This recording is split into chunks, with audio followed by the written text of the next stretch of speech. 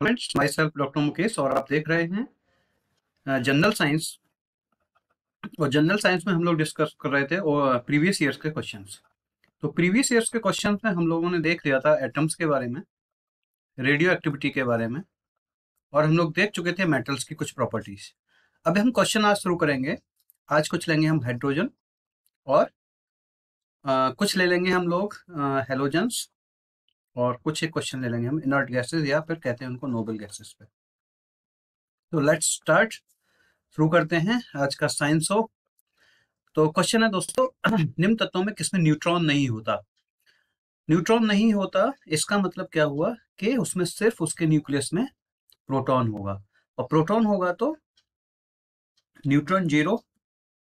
अब हम लोग देख लेते हैं ऐसा किस में पाया जाता है। ऑक्सीजन, ऑक्सीजन का एटॉमिक नंबर है, आप लोग जानते हैं ऑक्सीजन, ऑक्सीजन का एटॉमिक नंबर 8 और मास नंबर 16।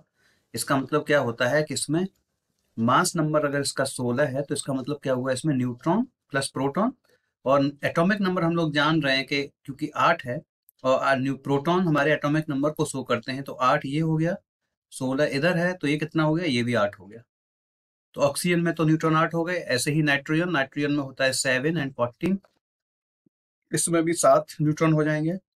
बात आती है हाइड्रोजन की। हाइड्रोजन में आपका होता है 1H1। इट मीन्स क्या हुआ कि इसमें जो इसका स्टेबल आइसोटोप होता है उसमें, हाइड्रोजन में, तो इसमें जो है न्यूट्रॉन आपका हो गया 1 और प्रोटॉन आपका हो गया 1 और न्यूट्रॉन हो गया आपका 0। प्रोटॉन 1 क्यों हो गया? क्योंकि इसका एटॉमिक नंबर 1 है और इसका एटॉमिक वेट क्योंकि 1 है, दैट्स वाई इसमें सिर्फ क्या होगा, 1 प्रोटॉन ही होगा, न्यूट्रॉन इसमें क्या होगा, 0। तो आंसर हमारा मिल गया है, आंसर इज हाइड्रोजन। तांबा, कॉपर हम लोग देख लेते हैं 63। कॉपर का आपका एटॉमिक नंबर होता है 29 और वेट होता है 63।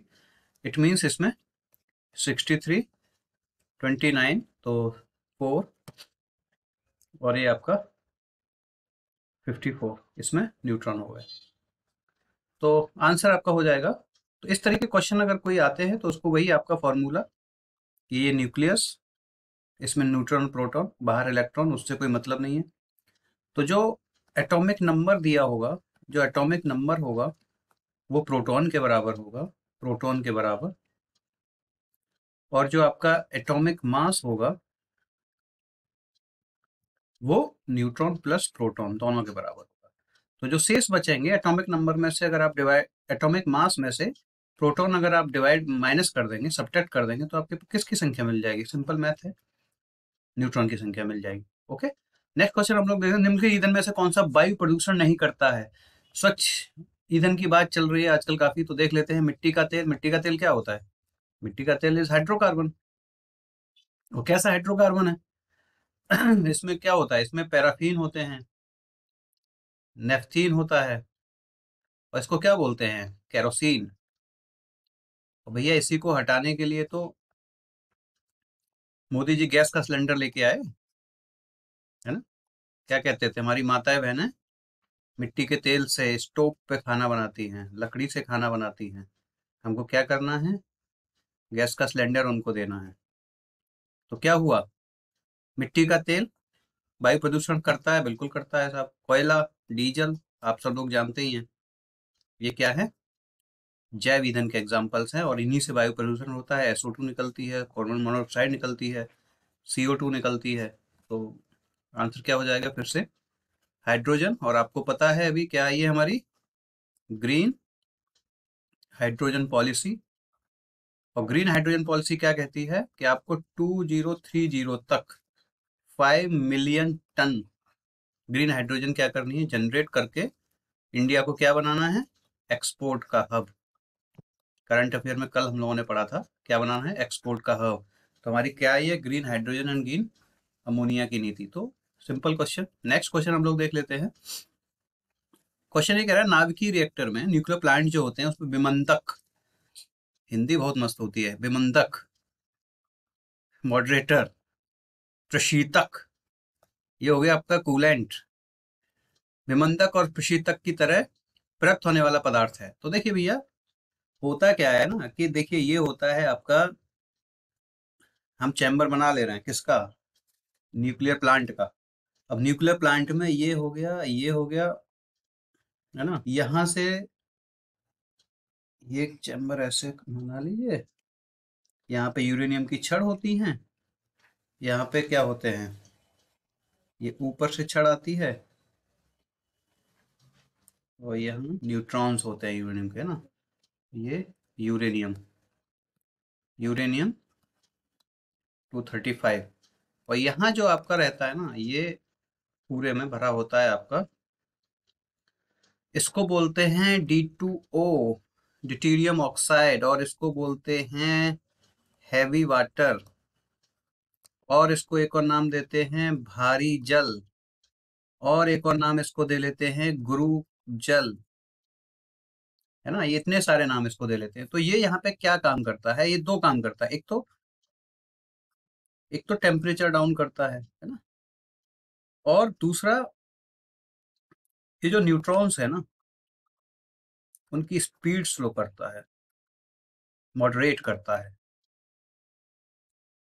और इसी में देखिए तीसरी एक और चीज होती है, ये तो आपका हो गया मॉडरेटर प्रशीतक, एक चीज और होती है उसको भी देख लीजिएगा, कंट्रोलर।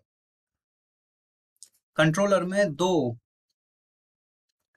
अ, दो छड़ यूज होती हैं, एक होती है कैडमियम की और दूसरी होती है बोरॉन की।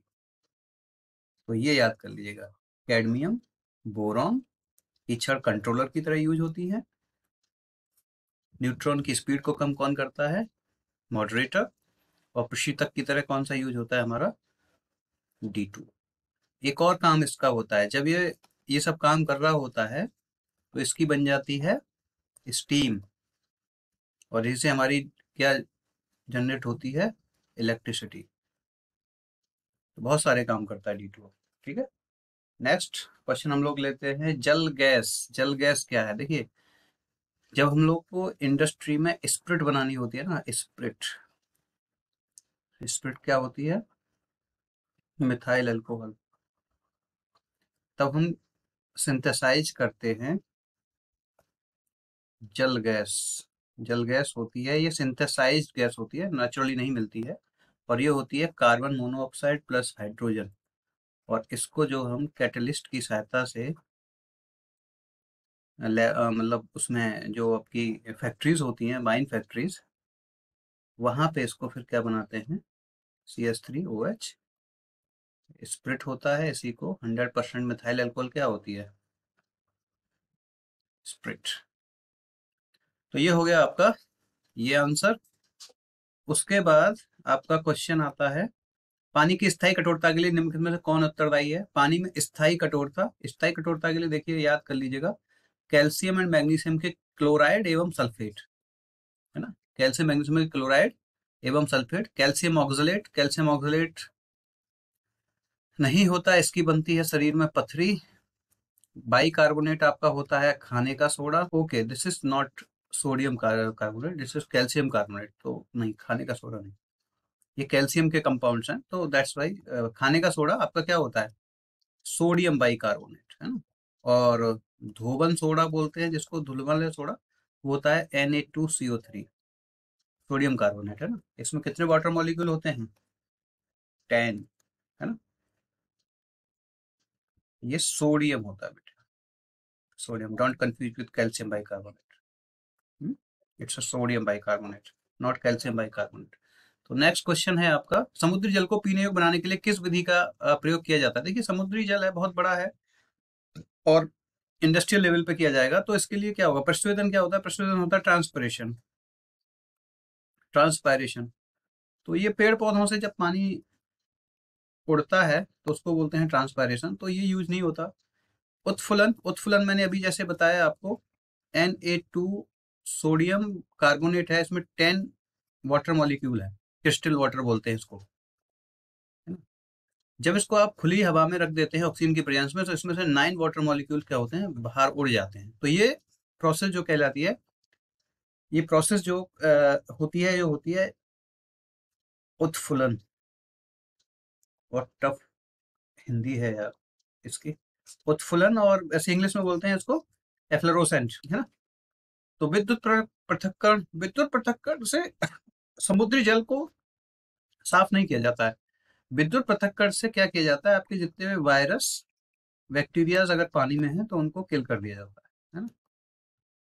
उत्क्रम परासरण, इसको बोलते हैं रिवर्स ऑस्मोसिस, और रिवर्स ऑस्मोसिस का आजकल काफी यूज हो रहा है। और रिवर्स ऑस्मोसिस देखिए, सिंपल कंसेप्ट इसका क्या होता है कि ये सेमी परमिएबल मेम्ब्रेन होती है, सेमी परमिएबल। जहां भी रिवर्स ऑस्मोसिस होगी वहां मेम्ब्रेन जरूर होगी। मेम्ब्रेन कैसी होगी, सेमी परमिएबल, यानी कि वहां से आप आवागमन अपने आप नहीं कर सकते, आपको वहां पे कुछ ना कुछ फोर्स लगाना पड़ेगा, है ना। और इसमें सबसे खास बात ये होती है कि सपोज करिए इधर इधर लो कंसंट्रेशन किसी भी चीज का, और इधर है हाई कंसंट्रेशन, तो हाई से लो तो नॉर्मली ऑस्मोसिस में आ जाएगा, लेकिन इसमें होता है low concentration to high concentration, और through the semi permeable wall, this is called reverse osmosis. तो ये विधि का जो प्रयोग किया जाता है, ये समुद्री जल को पीने योग्य बनाने के लिए किया जाता है। तो ये लो कंसंट्रेशन से हाई कंसंट्रेशन की तरफ with the help of semi permeable membrane, जब भी कोई भी चीज जाती है तो उसको क्या बोलते हैं, रिवर्स ऑस्मोसिस। नेक्स्ट हम लोग देख लेंगे में कौन सी गैस नोबल गैस कहलाती है। देखिए नोबल गैस, आपने अगर पीरियोडिक टेबल देखी हो अपनी 7-8 की क्लासों में, तो एक 18 ग्रुप होता है ना, उसमें कुछ गैसेस होती हैं जैसे helium, neon, organ, krypton, xenon और रेडॉन, है ना। ये इनर्ट गैसेस होती हैं, ये किसी से क्या करती हैं, अभिक्रिया नहीं करती, रिएक्शंस नहीं करती, इसलिए इनको नोबल, भाई नोबल व्यक्ति हैं ये, है ना। ये किसी से लड़ाई झगड़ा नहीं करते हैं, ये बड़े नोबल है, और ये इनर्ट गैसेस हैं। तो ये 18 ग्रुप है पीरियोडिक टेबल का, इसमें हीलियम है, नियॉन है, ऑर्गन है, क्रिप्टॉन है, जीनॉन है, रेडॉन है। तो इसमें से हम लोग देख लेते हैं, hydrogen is not noble, oxygen is not noble, nitrogen, helium, helium is noble gas. अब देखिए इसमें से देखना, ये हीलियम नोबल गैस हो गई, इसका क्या है, बैलून में यूज किया जाता है, बैलून्स भरे जाते हैं इससे, है ना। नियॉन, नियॉन का हम लोग लैंप्स वगैरह में भरते हैं। क्रिप्टॉन, जीनॉन, जीनॉन का भी मैंने एक क्वेश्चन इसमें रखा है, इसको बोलते हैं स्ट्रेंजर गैस के नाम से भी जानते हैं जीनॉन को, क्योंकि जीनॉन एक लैटिन वर्ड है जिसका मीनिंग है स्ट्रेंजर। तो अब सिंपली अगर पूछ लिया कि व्हाट इज स्ट्रेंजर गैस, तो हम लोग ढूंढते रहेंगे उसमें कि पता नहीं क्या केमिकल फॉर्मूला याद किए थे, याद नहीं आ रहा। सिंपल उसका लैटिन वर्ड है जीनॉन, जीनॉन एक लैटिन वर्ड है, और जीनॉन का मतलब लैटिन में होता है stranger, that's why it is called stranger gas. Radon, radon बहुत इंपॉर्टेंट है, देखिए जब भी कभी अर्थक्वेक आएगा, भूकंप आएगा, तो वहां पे कौन सी गैस निकलती है, रेडॉन। तो ये आप याद कर लीजिएगा, रेडॉन। नोबल गैसेस देख लीजिएगा, सिंपल सिंपल सी बातें हैं, सिंपल कंसेप्ट है केमिस्ट्री के। पीरियोडिक टेबल है हमारी 18th, रिएक्टिव नहीं होती, इनर्ट होती हैं, इसलिए इनको नोबल गैसेस बोलते हैं, जिसमें से हीलियम है, नियॉन है, आर्गोन है, क्रिप्टॉन है, जीनॉन है, रेडॉन है, और इनकी ये कुछ कुछ प्रॉपर्टीज हैं। बाकी भी इनको उत्कृष्ट गैस, दुर्लभ गैस, ये सब भी कहा जाता है ना। तो ये देख लिया आपने। नेक्स्ट है लिम्फ में किसमें हास्य गैस के रूप में जानती है, हास्य गैस है nitrous oxide, nitrous oxide N2O is हास्य गैस, ठीक है। ये आप याद कर लीजिए, बहुत पूछा जाता है। सामान्यतः गुब्बारे में कौन सी गैस भरी जाती है, गुब्बारे में भरी जाती है आपकी हीलियम, हम लोग देख चुके हैं। उसके बाद कीट बच्ची पौधे जिस मृदा में होते हैं, देखिए वहां पे क्या होता है ना, नाइट्रोजन की कमी होती है। अब कीट बच्ची तो क्या होते हैं, वो उसमें से जैसे कोई मच्छर मक्खी उसमें आके गिर गया, है ना, वो जैसे एक होता है ना, उसमें आके गिर गया, अब वो वहां पर रोटेन हो रहा है, रोटेन हो रहा है, तो वहां प्रोटीन वगैरह निकलती है, उसमें से नाइट्रोजन निकलेगी, तो वो उसको एब्जॉर्ब कर लेगा प्लांट, है ना। तो कहाँ पे, नाइट्रोजन। उसके बाद अश्रु गैस बनाने में किसका प्रयोग किया जाता है, अश्रु गैस, टीयर गैस, है ना। देखिए टीयर गैस में ना, पहले जो यूज होता था टीयर गैस, उसको हम CS गैस भी बोलते हैं। जो टीयर गैस थी और जो CS गैस थी, वो थी आपकी, इसका जो केमिकल नेम था वो था 2 क्लोरो बेंजल मेलो नाइट्राइल, है ना। तो 2 क्लोरो, क्लोरो भी है उसमें, तो क्लोरीन हो गई, है ना। बेंजल नाइट्राइल, इसमें अमोनिया भी होती थी, है ना। तो अब जब अमोनिया भी इसमें होती थी, तो क्लोरीन भी थी और अमोनिया भी थी पहले, लेकिन जैसे जैसे समय बीतता गया, एडवांस होते गए हम लोग, साइंटिफिक स्टडीज़ होती रही, तो क्लोरीन जो होती है ना वो डैमेज परमानेंट कर देती है कभी कभी। हमारे जो आई म्यूकस मेम्ब्रेन है आई वॉल की, उसमें परमानेंट डैमेज कर देती है। तो परमानेंट डैमेज तो हमें कराना नहीं है, हमको सिर्फ टीयर गैस से क्या करना है, कहीं भी लड़ाई दंगा हो रहा है, कुछ भी हो रहा है, भीड़ इकट्ठा है, तो उसको तितर बितर करना है। तो उसके लिए क्या हो गया कि अब हम लोग क्या मेनली यूज करने लगे हैं, अमोनिया। अगर आपको ऑप्शन में क्लोरीन मिलता है, अमोनिया नहीं मिलती है, तो क्लोरीन भी टिक कर सकते हैं। दोनों मिल सकता है तो दोनों कर सकते हैं, जैसे बिहार में एक से अधिक पूछा जाता है तो दोनों कर सकते हैं। अगर एक को आपको चूज करना हो तो प्रेजेंटली में अगर जाना है तो अमोनिया पे जाइएगा। ओके, नेक्स्ट क्वेश्चन है, सामान्य तापमान पर निर्भर कौन से तत्व द्रव के रूप में पाया जाता है। ओके, देखिए रूम टेम्परेचर पर हमारे 6 एलिमेंट हैं, 6 एलिमेंट्स हैं जो रूम टेम्परेचर पे क्या पाए जाते हैं, लिक्विड फॉर्म में। और मेनली 2 हैं, mainly 2, one is mercury, another one is bromine, है ना। लेकिन जैसे अगर आपने ये रूम टेम्परेचर हम मान के चल रहे हैं 25 डिग्री सेंटीग्रेड, है ना। लेकिन अगर 25 डिग्री से थोड़ा सा रूम टेम्परेचर हमने बढ़ा दिया, है ना, जैसे 25 डिग्री सेंटीग्रेड से हम 35 डिग्री सेंटीग्रेड की बात करें, तो 4 और हैं, सीजियम, फ्रेंसियम, आपका एक हो जाएगा गैलियम, और एक है आपका रूबेडियम, है ना। ये 4 और हैं जो क्या मिल जाएंगे आपको, लिक्विड हो जाएंगे। ये रूम रूम 25 to 35। तो आपसे सिर्फ ये पूछा जाता है कि रूम टेम्परेचर पे तो आप करिए सिर्फ मरकरी, अगर ऑप्शन में मरकरी है, या ब्रोमीन। और ये पूछा जाता है कि लिक्विड में नॉर्मली कौन पाया जाता है, तो सीजियम, फ्रेंसियम, गैलियम, रूबेडियम। 2 अभी सिंथेटिक, अभी हाल ही में बनाए गए सिंथेटिक रेडियो एक्टिव एलिमेंट है, ये भी रूम टेम्परेचर पे क्या पाए जाते हैं, रूम टेम्परेचर पे ये भी पाए जाते हैं आपके लिक्विड। इनको भी आप लोग देख लीजिएगा। ये है आपका एक कॉपरनीशियम, कॉपरनीशियम एक है, रेडियो एक्टिव एलिमेंट है जो सिंथेटिक हैं, नेचुरली नहीं पाए जाते हैं। और एक है फ्लेरोवियम, फ्लेरोवियम। इतना अंदर पूछेगा नहीं आपसे, अगर एक बार याद में रह जाए तो ठीक है, बहुत अच्छी बात है। बाकी मरकरी और ब्रोमीन तो आपको याद रखना ही है। Caesium, francium, gallium, rubidium. Answer को डिफ्रेंशिएट करने के लिए कभी कभी बहुत अंदर चला गया तो ये भी आपको थोड़ा सा देखना पड़ेगा। एक है स्ट्रेंजर गैस, मैं पहले ही बता चुका हूँ। स्ट्रेंजर गैस इसलिए क्योंकि जिनॉन जो है ये एक लैटिन वर्ड है जिसका मीनिंग है स्ट्रेंजर, तो xenon is a stranger gas. Radon मैंने आपको बताया था, जब भी कहीं अर्थक्वेक आएगा तो रेडॉन गैस निकलती है। तो दोस्तों ये था आपका आज का साइंस का क्वेश्चंस, और कैसे लगे आपको, और आपको ज़्यादा अंदर पढ़ना है तो आप कमेंट करके बताइएगा। अगर आपको अच्छा लगे लाइक करिए, फॉलो करिए, सब्सक्राइब कर लीजिए और अपने दोस्तों के साथ शेयर कीजिए। My self doctor Mukesh, that's it for today in science.